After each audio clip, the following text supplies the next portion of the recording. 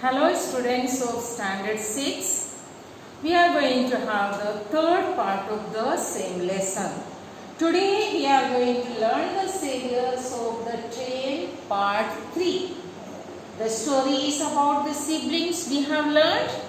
We have seen that Peter, Phyllis and Bobby, they have come out of their house and they are near the railway track. Actually their house is also near the railway track, isn't it?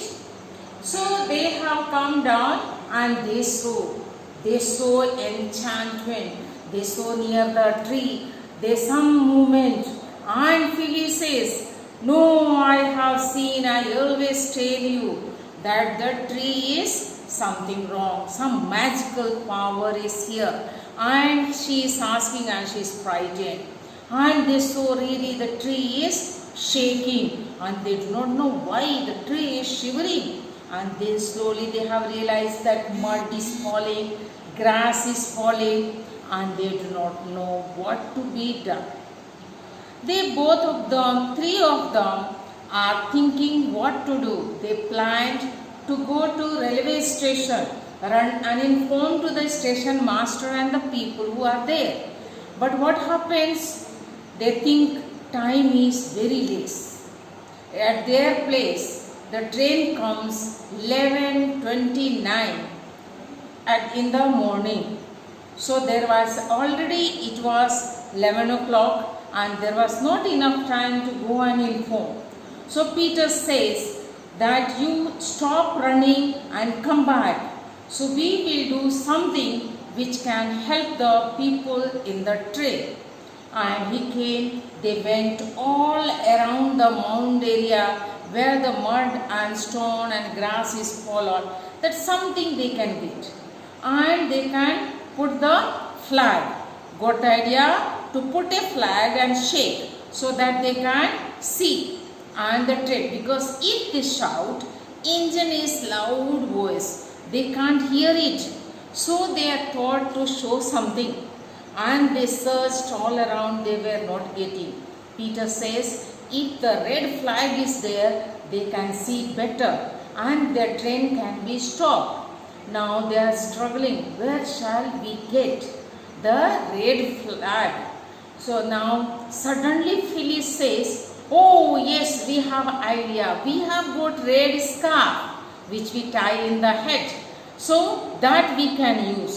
And they searched some sticks and they put the hole in that and they started to show.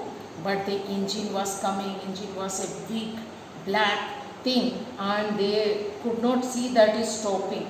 But it was coming and coming and they all stopped. And the Peter shouts, "You show the flag continuously but don't stand on the rail. Please come away, come back and then show."